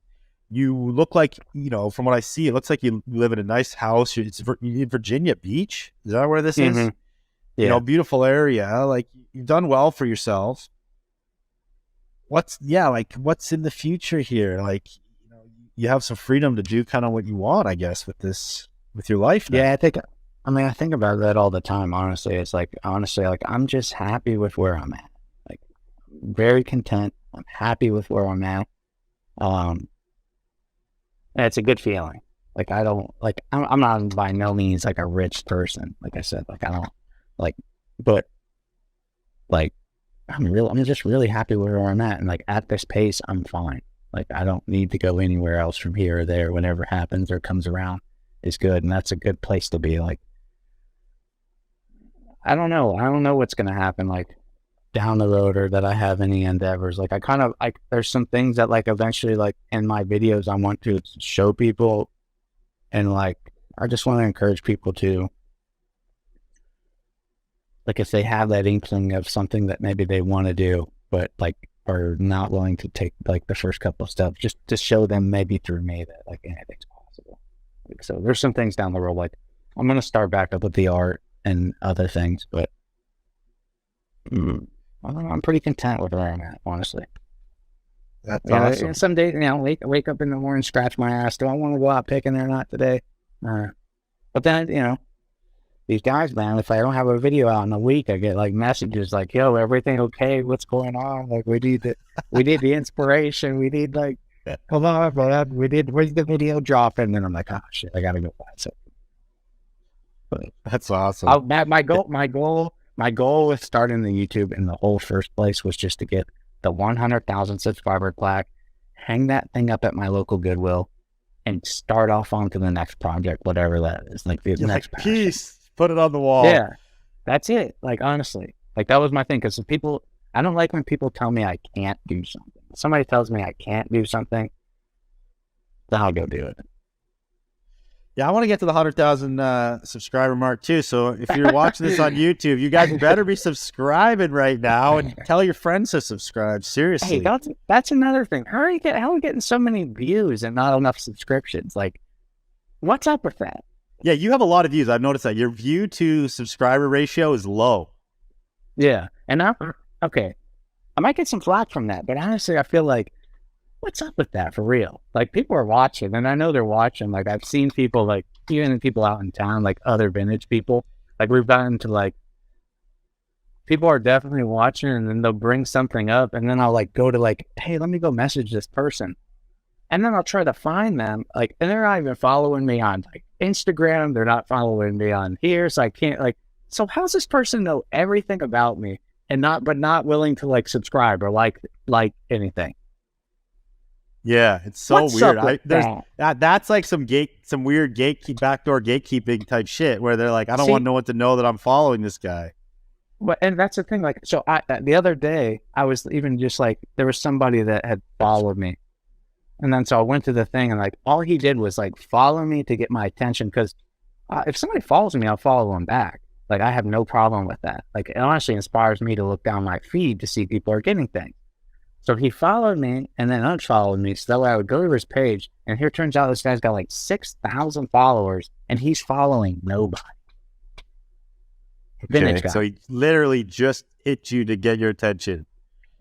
What's up with that, man? Some people, you know what he's probably doing? He's got a burner account that he follows everybody on, and then he doesn't want. Saying. Yeah, his normal account is like. It's kind of the culture of things, though. Like here, like people are like it's like this is a big secret. This is not a big secret, you know. Like, and I think people are trying to gatekeep, and they really like the content. They like the pursuit of things, but like I'm not willing to subscribe or like this, because then it's going to promote more people to want to do it. You know what I mean? Yeah, well, there's definitely that argument, but this whole thing, this whole movement, this whole world of vintage is so much bigger than one person's actions. You know what I mean? It's beyond the point where, like, to me, I just think it's beyond the point where, like, my podcast is going to make that big a difference, or your vlog will make that big a difference. It's accumulation of all of it that makes the difference, but it's already happening, and the wheels are moving in that direction. There's nothing, you can't do nothing to stop it, right? I'm going to tell you this, though. I feel like all these communities are extremely small, honestly. Like, even when I was in the arts community, like, I made a name for myself pretty quick, because it's actually really small.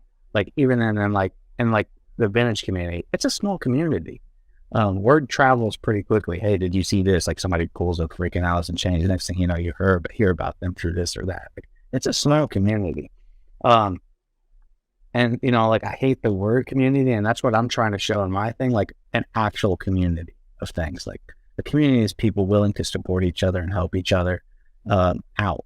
Like, I don't necessarily get the vibe off of this sometimes. Like, especially when you know, like, if I go to a new bins and, like, people are, like, basically being aggressive to try to get me out of there. Like, that's not a vintage community. That's not, like, a community of people willing to help each other out to do anything. Like, it's like, it's actually the opposite.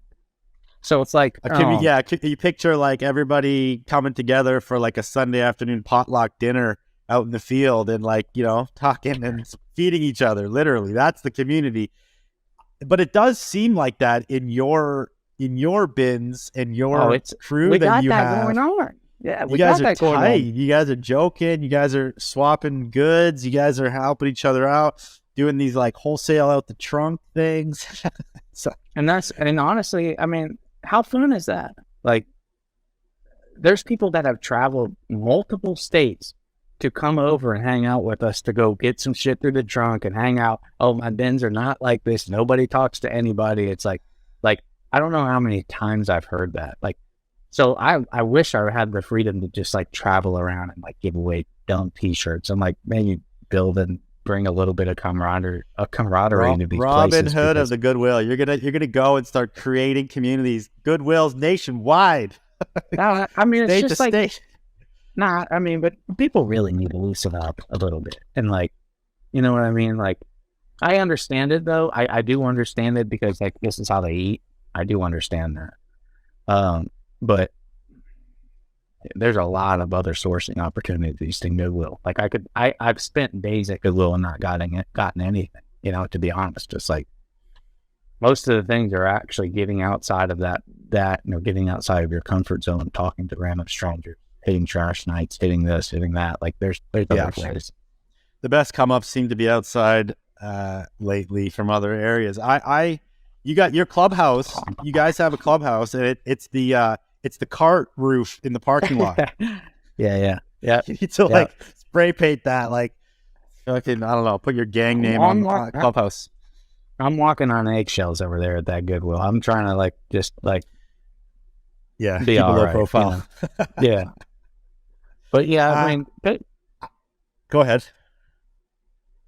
In general, like one thing that I got from like watching your podcasts and stuff like that is like, I really like, I'm more so like, I kind of like show this binge culture, but the one thing that I really envy or that I really like is like the old shit, like that Searching for Thread, or our buddy Searching for Thread, but Golden State and those guys like in the bandos. But that stuff's like, you know, I think picking is kind of a regional thing too. Like the ability to pick different things like that is regional. Like here in Virginia Beach, everything's so built up. Like a lot of like, I don't have the ability to find old shit like that. I have to move west or go like inland where like their coal mines were and things like that. But like, damn, I love that shit. That's what Sam said in his episode 2. If you remember, he was saying how it's property value related, right? So you're in Virginia Beach, which probably has quite a high property value. So nothing sits very long. There's not going to be abandoned buildings on the beach. You know what I mean? Yeah. You got to go away from that, go into the cheaper, the rural areas of Virginia and find that shit. So it is very regional. Boys come up. Yeah. And it's a good segue here because I did want to talk about some of that, you know, being in the military and, you know, you said you like the older stuff. And I've seen some of that on your page, old military. Like, has that given you more of an appreciation for the military goods? Yeah, the funny thing is, I talked to my wife about that, but it's like when I was in the military, absolutely hated wearing my uniform. Like, couldn't wait to take the thing off. Like, and actually, when I retired, I threw all of the stuff away. Like, didn't keep any of it. But like, I have a huge appreciation for the history of it, and like, I really like not just military stuff, but older stuff, workwear and things like that. But like, I love I love the jackets, A1s, A2Gs, Alphas. Like, I love the jackets because a lot of them, like, they're the character and the soul attached to most of the jackets. Like, people would wear those things as like badges of honor, like valor. Like they get things painted on them, like the things that they've been through. You could see the wear, you could see the distress, you could see the things that like. This person, it's got soul to it. And I'm like, if anything, I'm a collector of soul. Like, I love soulful things. Whether it be like, funny, I laughed at like that clutter port. She said the trendy thing that she hated was the Carhartts. But listen, I love a Carhartt. Like, I love the fade and I love the wear on the Carhartt because you have to appreciate the hard work that person put in. Like, it is something beautiful and to behold. Like, to put something on your body like that, to imagine the amount of hours and things that a person that's literally building America wore, like, it's cool. And I can understand the value behind it and like the trend about it. But like, exactly. It's the wear that designers are looking to emulate. It's like what people look for in used clothing. And that's what makes used clothing in general and jeans and things like, and the fade, the wear, the life it's had is very important. And again, to that provenance and how it looks, and you can see it, right? And Right. same goes for Carhartt. I agree, man. That's where the value is. It's like you get a crispy dead stock one, you're like, you can just buy that at Mark's Work Warehouse, but one that's really beat, shows the life is what you want. Yeah. I remember, like, yeah, the military stuff I have a huge appreciation for. A lot of the guys will, like, end up trading me things for the things that, like, because I kind of like, I want all the military stuff. Like, I eventually, like, I'm stockpiling even, like, field jackets and things, and I kind of want to incorporate my art into those sometimes, like, at some That'd point be in time awesome. down the road. Like, you know, like, almost, like, I'm really good with my hands, but, like, I'm learning how to chain stitch and do things like I want to, like, almost recreate different things, like the things that I might not ever be able to find in my time, but like I want to put my love into it and then like make it something really cool. So You said in one of the videos that you had some painted jackets, yeah, military. So what do you yeah, have, like a bomber jacket with like the a what do couple A1s, couple A2s. you got? Hey, once. Yeah, I found them Wow, out here and I found them in barns. Yeah, there's some stuff nice. that I found that like that I haven't shown people. Like I feel like it just, you know, 'cause I feel like a lot of people like I was telling you, like mainly people have seen me for like maybe just this 3 years, and they think that like okay, this guy just started, like 'cause that's when I kind of started showing things. Well, I've been accumulating things for the most part of my life, So just do people because. still? Yeah, like the painted jackets are folk art, military folk art. These enlisted soldiers are and fighter pilots are painting like their memories on these jackets, right? Like maybe missions they went on, pinup girls. Yeah, They're like the barns. squadrons, and yeah, Yeah, and it's some of the most desirable stuff. It's super cool because it's all one of very unique. Like they're all one of a kind. We've had some amazing pieces like that, but they are super rare. yeah, Now, yeah. do people still do stuff like that in the military? Like, did you see people painting It's not stuff or? allowed. It's not, no, that's the thing. It's like military's got so much, honestly, stricter over time. Like you know, like things can't be faddish anymore. Like, you know, you have to keep your hair a certain length. You couldn't have tattoos. Where like when you look back in the days of like Sailor Jerry and things, like the sailors had like tattoos all over the place and like just had style, man. There's no way you can get rid of that. Like when I was in the military, I only have tattoos up to here because nothing could show below my uniform. Oh Um, yeah, so crazy. so it was like, yeah, well, they definitely got away from that. I wish they would go more towards it because it is, it gives you more pride in what you're doing, like to do stuff like that, like to show, like, man, I felt like like in the military, everything was so tight. It was locked lips. Like I couldn't even talk about some of the shit that I was doing. Um, and back in the day, people were wearing it, you know, like some of the jackets, like with swastikas and like, Hitler, you know, painted as a rat, um, like just some crazy stuff. Like people were like wearing the way they felt, um, Yeah. or tattooing the way they felt with like some crazy obscene tattoos and things like that. Like it was really cool. And the military got so far from that like you can't even be an individual. Honestly, you're just like a number for real. We're gonna tell you what you need to do. You know. So I couldn't wait to get out. I'm happy to get out. That's why the hair's growing out, the I was beard's gonna out. say, yeah. I could be who I want to be now. You know, I don't. Yeah, But it's almost like it's a level of self-expression, and that's a level of therapy in itself when you're able to do that and like have that freedom to at least like be an individual within the group, right? And right, without that, that must make it harder for sure. yeah, yeah. And that's why I would do like it was good to have the art. Like people would see like when I was painting and things. Like people go, oh shit, yeah. It's good to have some form of expression or hobby with anything, honestly. But So we're gonna jump into the standard questions of the show. Okay, a group of questions that I ask everybody. We want to hear your take on it. okay, You ready to go? Yeah. Okay, so what is your favorite cut of Levi's jean? Man, see, now I've never found an actual like red line or anything like that salvage denim. So like I don't know how that stuff feels on me. And the only thing I know what feels good on me is the modern shit. And I think I'm like a 5'11". I like the tapered shit. I like a tapered Levi with some Blundstones and grandma's shirt on. Like that's where I'm at right now with it. Like I think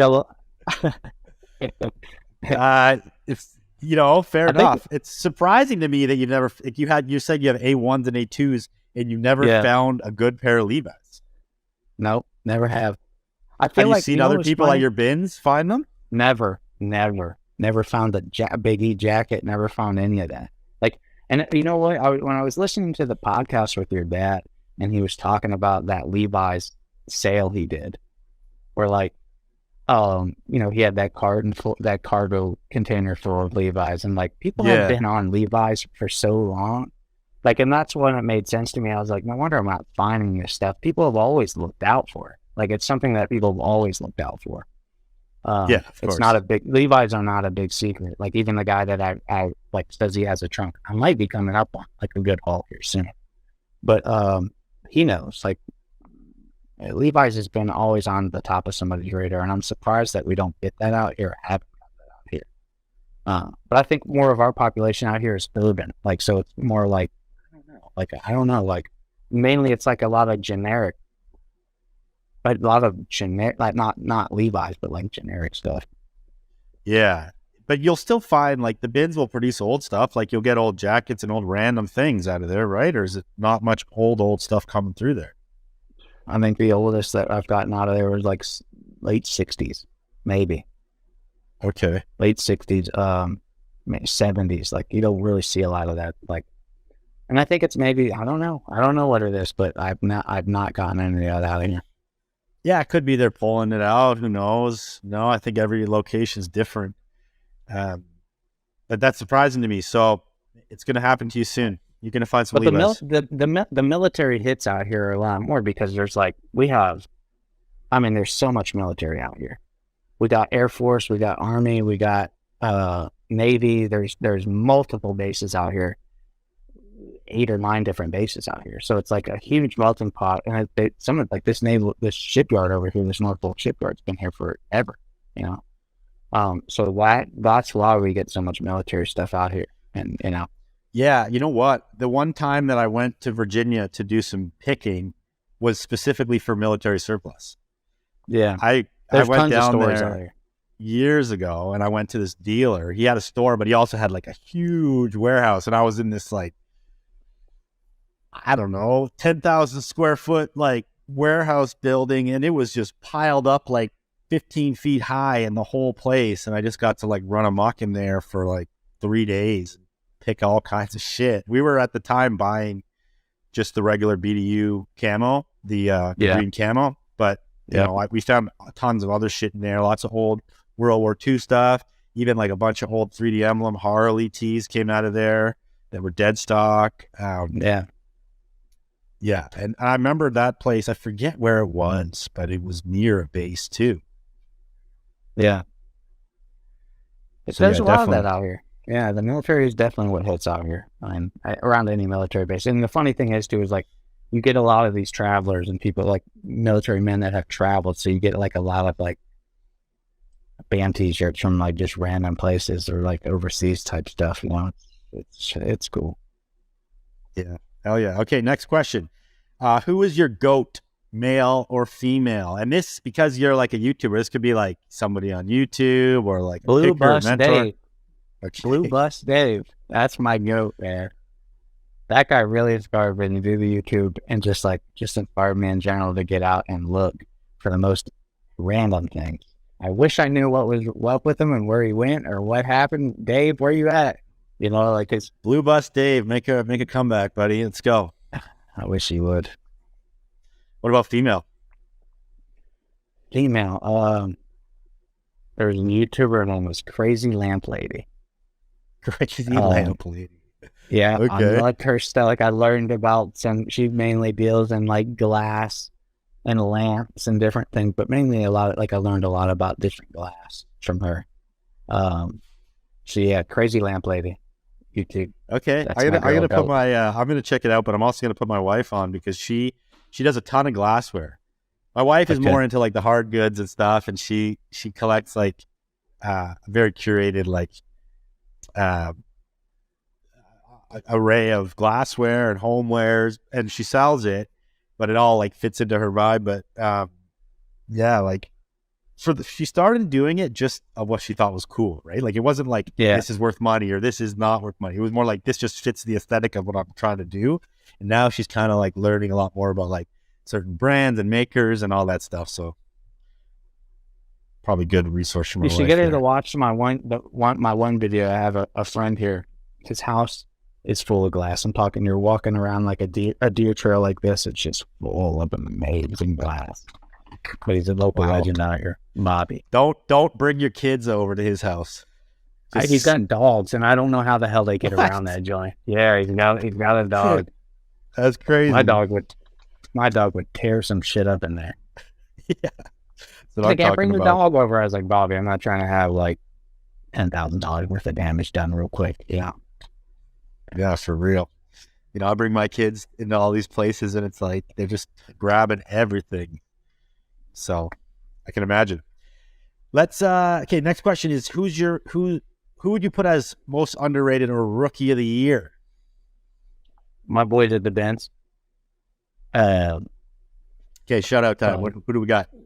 My buddy Reagan, vintage dealer, Zach, Royals Vintage. I really like, I've never met the guy, but he's over in the western part of Virginia. He's a younger kid. He's only like 19, but Jacob went and saw him. I told him, it's like, you need to go check this guy out. Searching for Threads. Yeah, Okay. I like him too. Dope. Those are the rookies. Well, they've Okay, been, honestly, they've been in it for a long time. So It's a lot longer than you. A lot of these kids had started when they were like 14. You know? Wow. Yeah. Nice. So you mentioned in one of your videos, you're like, this stuff doesn't mean anything to me. And, you know, you're obviously out there giving away stuff, hence Robin Hood of the Goodwill.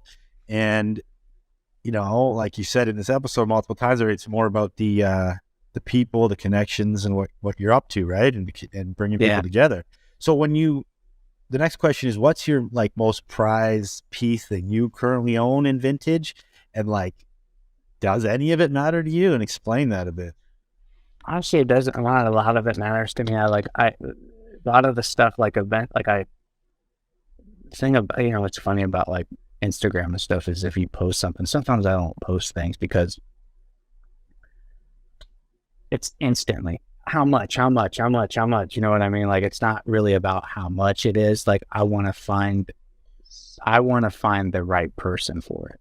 You know what I mean? Like, it's not about the money at this point, but like if somebody, like for instance, I found those 60s surf tees recently, came up on like some 60s championship surf t-shirts, which are pretty rare.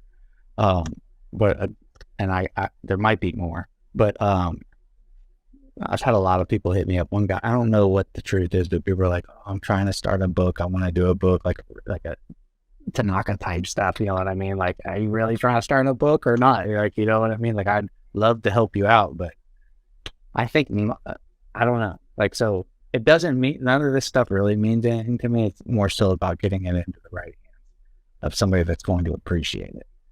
So is there a piece that you have? Yeah, go for it. My most valued piece is probably something that I wear like all the time.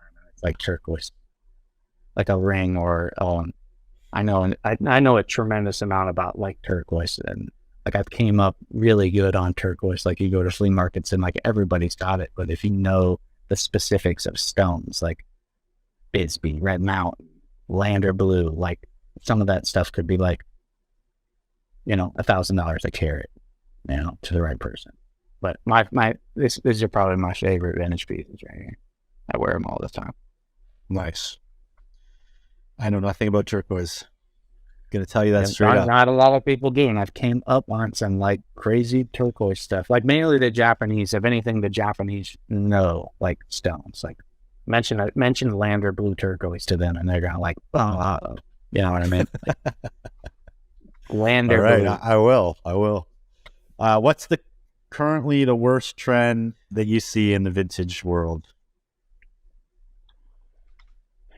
You know what? This is the thing about like, as a market standpoint, and the person that's trying to sell something, there's no bad trends. If anything, you need to figure out what the trends are and figure out what they are early, so that way you can make money off of those trends. And honestly, trends are something that like somebody's trying to stand out, or somebody's trying to feel good about themselves, or like maybe like a trend today might be something that turns out to be like a legendary over time. Like, you know what I mean? Like, I don't know. Like, I don't hate on any of the trends. I don't hate on any trends. I think so. Learn the trends and figure out how to use them to your ability. Yeah, like I mean, people like getting hot, like people getting hot on the Carhartt. You know, hey, it's a trend, but make your money off of it. Yeah, find as many as you can and post them. Exactly. Yeah, we sell them like crazy right now, and you know, like I've said before, I'm like this trend will die hard, but also I'm gonna sell them as much as I can until that happens. 100%. Yeah, and we have to in this business. Like when you have overheads in stores, you have to be riding certain trends to like make the money. You can't, as much as you hate it or not. Yeah. Just okay. So if you could go on a picking trip with any 3 people, who would you be bringing? Probably my underrated guys. Rolls vintage dealer. That's a tie between I think I'd like to take Jacob. I think I'd like to take Jacob Starr. He's just like I don't know. I'd like to take him. So we talked a lot about him on the show, but like, is there anything else? Like, you spent a week with this guy. You know, you guys. Yeah.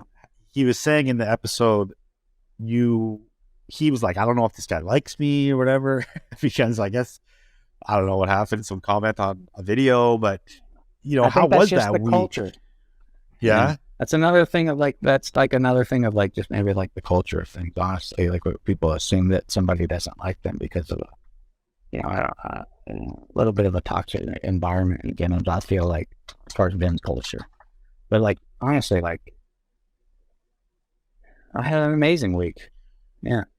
We had a really good time, and I got to know him, like, not just as like, because I think like you see people, what's interesting is like you see the best of people in like videos and Instagram and different things. Like you see like this perfect persona of things, when really you don't get the backstories. You don't get like what they've been through to create like this monster, you know? So, I got to get,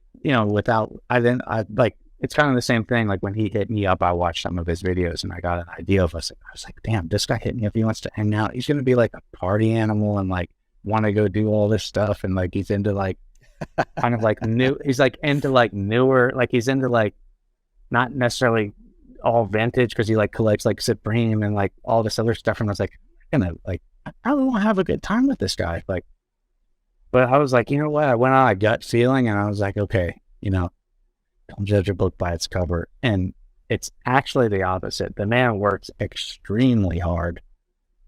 We didn't even have I don't even think he drinks, it's just all work. Like, and he deserves everything that he's ever gotten, because he's been through some stuff and he's extremely hard worker. How did your wife feel about you having him over for that week? I'm going to tell you, I thought my wife was going to shoot it down. Because like, shit, the bug guy can't even come over for more than an hour. So when I called her, I was like, because he didn't give me any warning, really. Like, he messaged me and was like, hey, I'm coming to Virginia. And like, I was like, shit, my wife ain't going to have this. But like, I told her, I was like, hey, you remember that guy on YouTube that he hit me up and like we watched a few of his videos? Like, he said he's coming. Like, do you think maybe he could stay here? Like, she was surprisingly like, yeah. But I think she's been really supportive of the YouTube, because she sees like the bigger picture of things, and she sees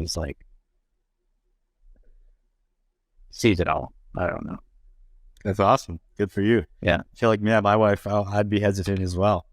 She would be like, nah. It's funny. I like what you said too about the assumptions. He had assumed you maybe didn't like him. And I've had that same thing so many times in this world where I assume someone's going to be a hater on, say, this show and not want to do the show just for like my own dumb reasons, like my own weird assumptions. And it doesn't do anybody any good to assume those things. And then sometimes I'm like pleasantly surprised. People actually will hit me up, be like, I want to come on the show, that these guys that I thought were like hating on it. Right. Yeah. So, I mean, there's a lesson there. It's like, don't assume assumptions in that negative way. Don't make any sense. And it's like, we end up only hurting ourselves by coming up with these assumptions on the negative end of the spectrum. You know what I mean? Right.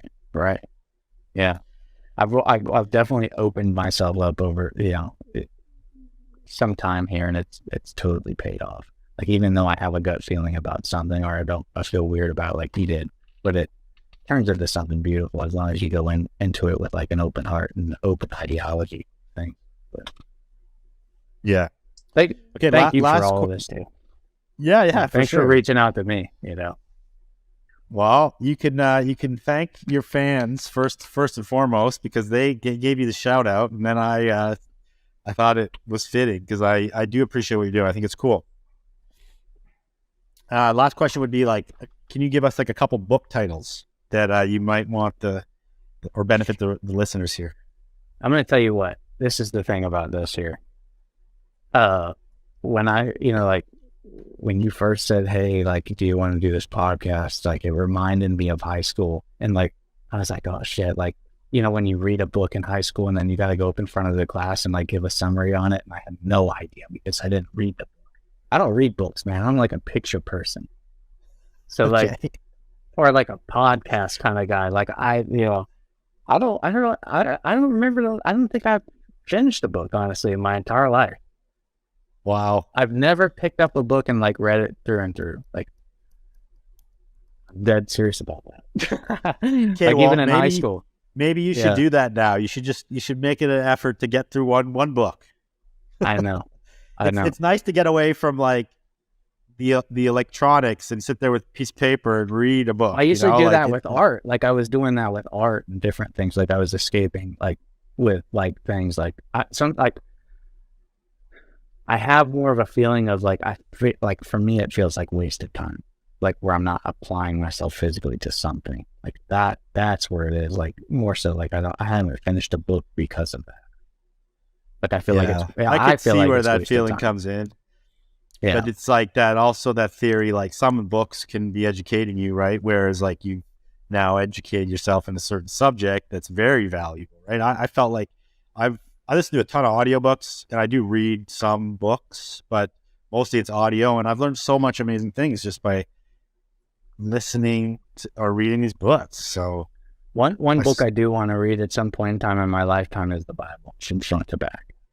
The Bible that came over on the Mayflower. Any one of them. No, I just need to read one from front to back. Yeah, we kind of touched on that Bible, and it's crazy. We breezed past that conversation, but you found a Bible that has a piece of paper in it that says this Bible came over on the Mayflower, which was 1492. What the fuck year was that? No, 1620. 1620. Okay. 1620, which is 400 years old. 500 years old, 400 years old.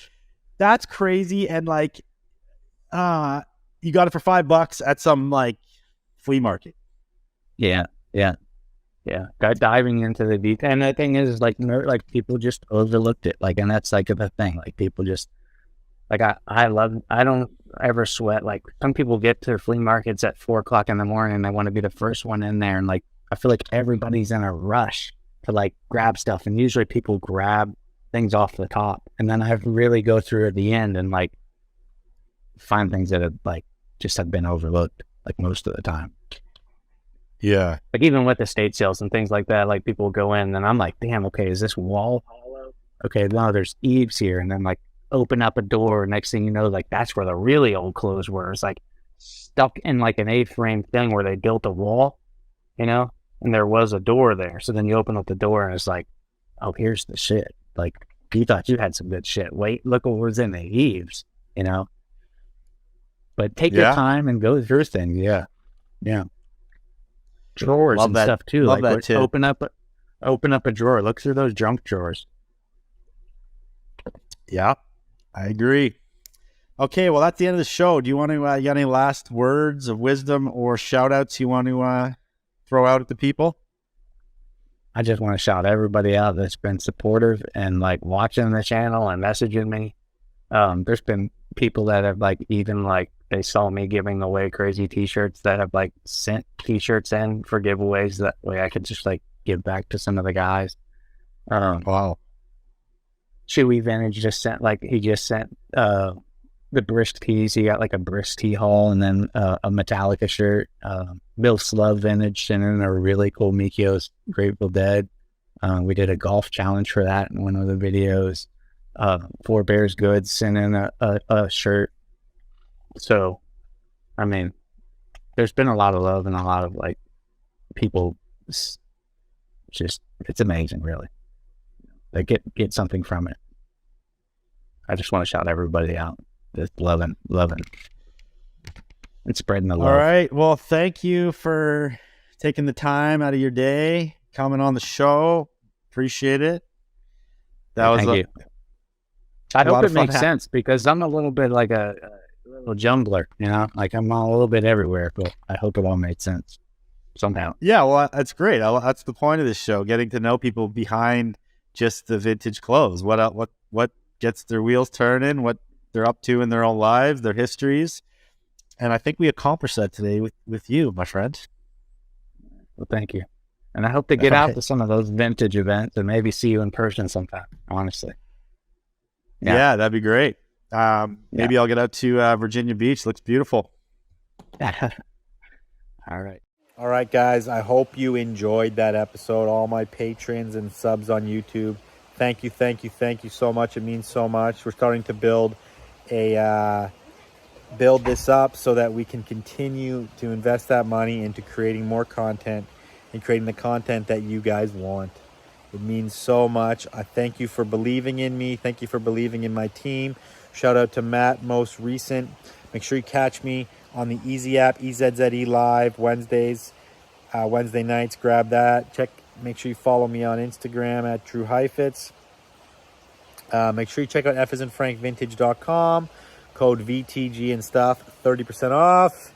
And I won't bore you anymore. See you guys on the next one. Super stoked you're here.